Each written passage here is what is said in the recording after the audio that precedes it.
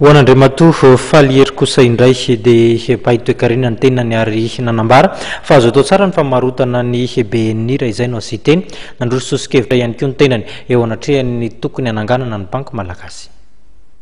Nitondra fanazavana mikasika ny resaka BNI ny pahitoekarena Valery Ramakavelo.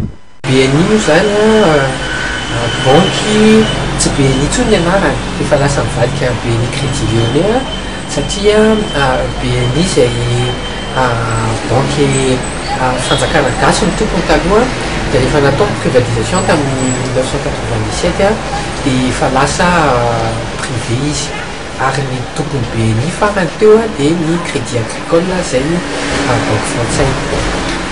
Crédit Agricole zany nanapa-kevitra hoe varotany ny varotany zany BNI Madagascar satria mila vola zareo ahafahany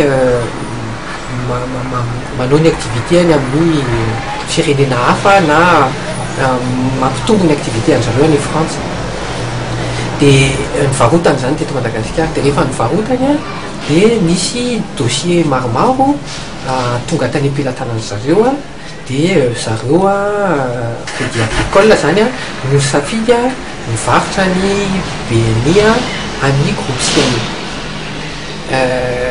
Amin'izao fotoana izao zany dia ny groupe Ciel miaraka amin'ny Banque One raha ny fahafantarako azy no nahazo ny BNI.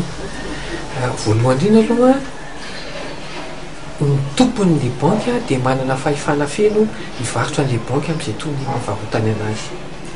Ny faharoa ny CSBF ny CSBF moa dikany dia hoe commission de supervision des banques et des établissements financiers. Io commission io zany no manara-maso hoe régulier ve l'opération sa tsy régulier l'opération. Ny CSBF zany rehefa nijery ny dossier rehetrarehetra dia nahita hoe normal tsara le opération nataony ary manara-dalàna tsara. Raha ny hevitra ity farany dia afaka manangana banky ny malagasy. Anisan'ny sosokevitra narosony ny fananganan'ireo teratany malagasy manambola banky. Hevitra hafa ihany koa ny fanovana ny statuan'ny postra ho lasa banky. Raha toa ka tsy ampy ny vola ao amin'ny postra ho an'ny resaka fonds propre sy dépôt dia vahaolana iray ny fanambarana ny postra amin'ny caisse d'épargne ho lasa banky mba hanampiana ny lafiny ara-toekarena eto Madagasikara.